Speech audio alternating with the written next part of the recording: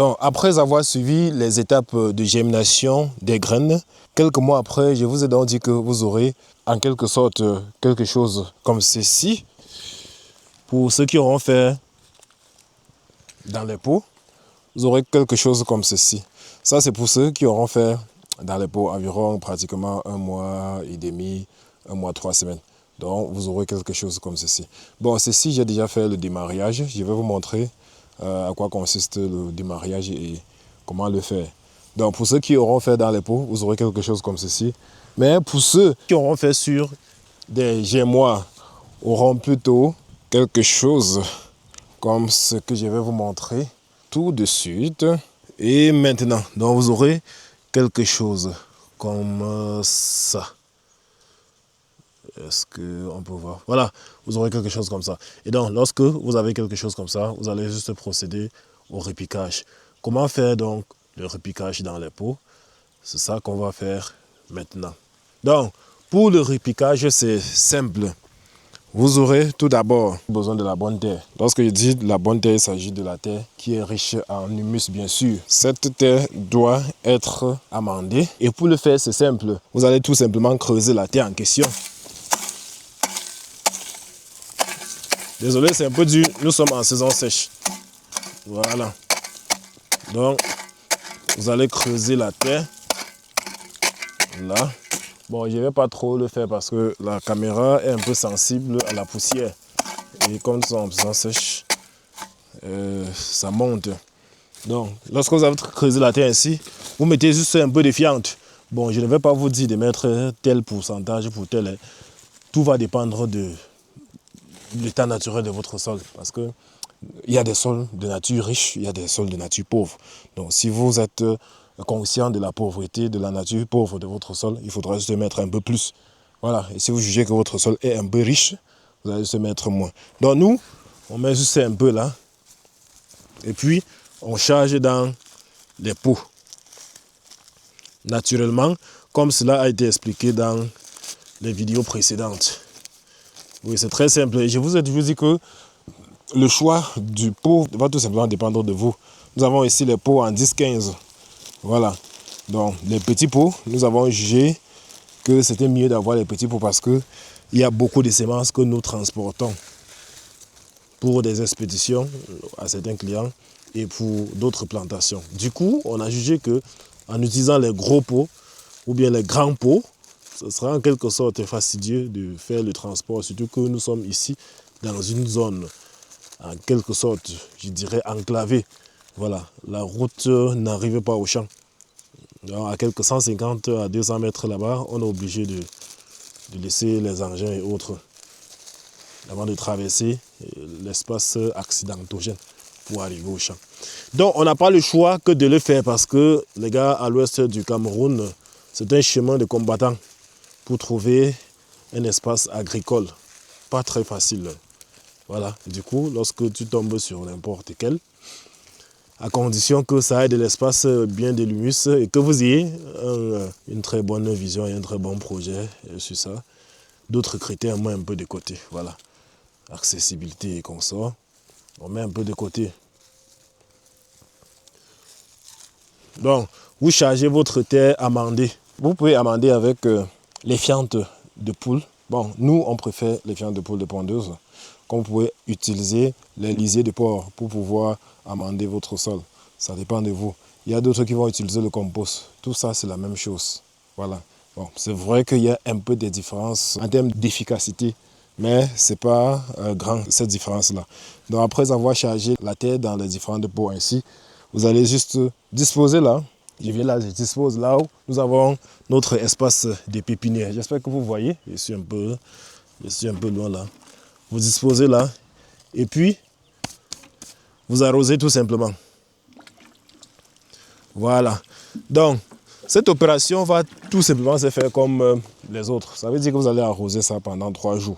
Vous allez arroser pendant 3 jours parce que vous venez de mettre les fientes et vous devez vous rassurer que la chaleur que ces plantes dégagent souvent sera libérée. Donc c'est quand la chaleur est libérée qu'on peut maintenant venir faire notre opération de repiquage de nos plants. Et comment est-ce que cette opération se fait? Donc pratiquement 3 jours après le chargement de nos pots, ça veut dire 3 jours d'arrosage bien sûr. Après le chargement des pots, on va faire le repiquage proprement dit. Et pour le faire, c'est simple. Voilà nos pots que nous considérons qu'ils ont été arrosés pendant 3 jours. Lorsque les 3 jours arrivent, on suppose que la chaleur défiante a été déjà libérée. Et ce qu'on va faire, c'est quoi? On va tout simplement venir. Je précise déjà que cette opération va se faire soit tôt le matin, soit tard le soir. Ça ne se fait jamais en journée. Je suis là en plein soleil en train de faire parce que ce n'est qu'une démonstration. Sinon, en journée, on ne transplante pas. C'est toujours le matin. Sauf si vous êtes en pleine saison pluvieuse. Mais en saison sèche ou bien en saison de fort soleil, il ne faut jamais tenter de faire cette opération en journée. Donc, nous allons arriver là. Voilà nos pots qui ont été bien arrosés. Voilà, pour l'opération de repiquage, voici les différents plants qui sont déjà prêts à être repiqués. Vous allez utiliser quelque chose comme le couteau, ou bien une cuillère, ou bien quelque chose qui pourra tout simplement retirer ou bien enlever ce plant du sol sans toutefois sectionner la racine. Mais avant de le faire, le matin, vous arrivez, vous arrosez, je parle du matin du 3e jour, vous arrivez, vous arrosez d'abord le pot et puis vous utilisez juste votre doigt là pour mettre un trou au milieu. Vous prenez le plant le plus en dessous possible, ceci dans le but d'éviter de sectionner la racine. Vous allez tout simplement l'enfoncer dans le trou qui vient d'être mis sur votre pot. Et puis, essayez légèrement de compacter la plante sans toutefois agresser la tige. Donc, vous essayez juste un peu de compacter cette plante-là. Ou bien sans toutefois l'agresser. Donc, voilà votre pot qui a été repiqué. Donc, lorsque vous le faites, vous vous rassurez que vous allez disposer dans un endroit qui a de l'ombrage, pas au soleil. Parce que j'ai précisé que ça se fait les matins et les soirs, mais vous pouvez faire le matin exposé et en journée, le soleil frappe dessus. Donc, que ça se fasse le matin ou bien en soirée, il faudra toujours mettre ça à l'ombre. S'il n'y a pas un espace où il y a de l'ombre au champ, vous devez créer avec des vieilles feuilles de bananier, avec les pailles, avec les bâches, n'importe quoi pouvant créer de l'ombre, empêcher que le soleil puisse entrer. Pas le noir, l'ombre dont la lumière peut entrer, mais jamais le fort soleil. Voilà. Donc, vous allez un peu voir l'ombrage que nous avons créé ici. Bon, ça c'était juste pour ce petit germois. Donc, regardez. Est-ce que ça se voit même? Voilà, il y a cet ombrage là qui a été créé. Ça se voit. Voilà, il y a cet ombrage là qui a été créé là. Vous voyez comment les plants s'en sortent tellement à l'intérieur. Maintenant, si vous avez ce genre d'ombrage, vous pouvez faire même votre repiquage et laisser au soleil. Hein. Voilà, si vous êtes sûr que vous allez bien créer de l'ombrage comme vous voyez là. Parce que ici, nous sommes sous le soleil. Mais regardez comment les plants se comportent. Bien vert. Vous voyez, c'est bien vert. Voilà. Donc, quand vous repiquez votre plant ici, vous disposez dans un endroit où il y a bien de l'ombre et tout simplement vous arrosez. C'est tout. Voilà, vous allez juste arroser. Donc, l'opération maintenant va se poursuivre pendant environ 1 mois à 1 mois et demi. Ça va dépendre. Donc, si vous avez bien entretenu votre plante, d'ici 1 mois, vous aurez un très bon plant. Voilà. Donc, à 1 mois ou bien 1 mois et demi, donc, vous aurez un plant comme celui-ci, ou bien celui-là.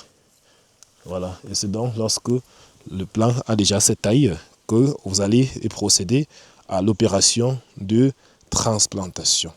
Voilà. Vous voyez la taille de notre plante, c'est environ 20 cm. Donc 20 cm là, avec une épaisseur considérable. Vous voyez? Donc c'est lorsque ça atteint cette taille-là qu'on peut donc procéder à la prochaine opération.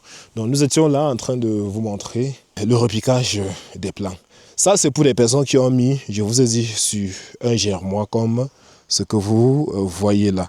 Maintenant, il y a des personnes qui ont directement mis dans les pots. Voilà. Donc pour ceux qui ont mis directement dans les pots, Vous n'êtes pas obligé de faire tout ce que nous venons de faire là.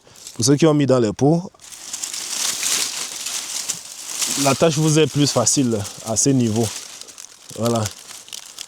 Parce que, je vais prendre par exemple, un exemple ici. Donc regardez par exemple un pot dans lequel on a directement mis les graines.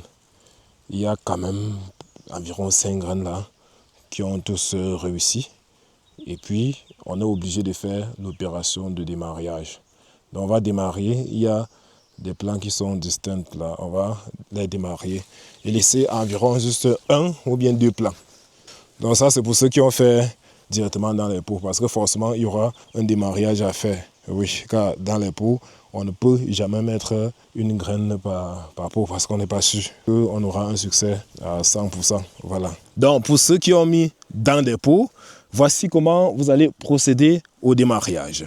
Pour démarrer, vous devez préparer aussi un pot dans lequel vous allez faire la transplantation des plants à démarrer. Arroser, comme je viens de vous montrer, après avoir bien sûr mis les fientes arrosées pendant 3 jours. Voilà, pour le démarrage, c'est simple. Trouvez toujours quelque chose de tranchant. Je recommande la cuillère ou bien une fourchette. C'est ça qui facilite généralement cette opération. Là, vous enfoncez le plus profond possible. Quand vous enfoncez la fourchette, généralement, ça descend plus. Mais avant de le faire, rassurez-vous un peu d'arroser la terre pour que ça reste intact. Sinon, tel que vous voyez là, j'ai essayé de vouloir retirer sans arroser. Ça s'écrasait plutôt. Maintenant, quand ça s'écrase là, ça expose les racines.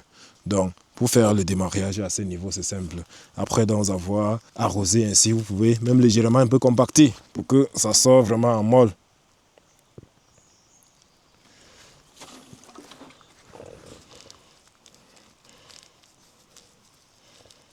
Ok. Donc, quand vous avez compacté, c'est très simple. Vous voyez, vous envoyez là. Regardez comment ça sort. Vous voyez comment ça sort. Ça sort en molle. Et directement, vous mettez le doigt dans le pot là. Vous mettez le doigt dans le pot. Et puis, vous envoyez juste la molle de terre. Et c'est déjà fait. Donc ici, ça peut sortir d'eux. Vous faites juste l'effort de faire encore un deuxième démarrage. Voilà.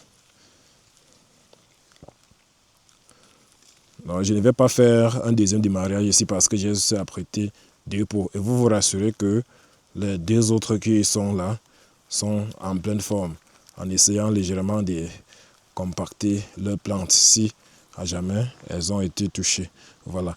Donc après avoir fait ceci, parce qu'on doit supposer que la plante-ci a reçu de la matière organique il y a pratiquement 1 mois et demi à 1 mois 3 semaines et que cette matière-là serait peut-être déjà en train de s'épuiser. Donc après avoir fait ça, on peut tout simplement déjà arroser. On arrose la plante et puis on met cette fois-ci la matière organique tout au bord. J'espère que vous allez bien voir les gars. Voilà la plante qui est au milieu. Vous versez la matière organique tout au bord là. Bon, au départ là ça peut toucher, mais vous utilisez votre doigt pour l'envoyer un peu au bord pour que ça ne touche pas directement la plante. Parce que si ça touche la plante, au moment de libérer la chaleur, ça va une fois tuer ou bien brûler la plante. Donc, vous mettez ainsi et puis vous mettez un peu de terre là pour tenir. Parce que vous voyez comment c'est un peu en train de se déséquilibrer là. Vous mettez juste un peu de terre pour tenir aussi, pour éviter à ce que au moment de venir arroser, que ça balaie la matière organique pour couvrir la tige avec. Vous voyez?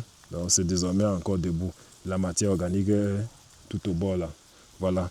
Et vous partez encore mettre sous ombrage, y compris le plan qui a été repiqué. Voilà.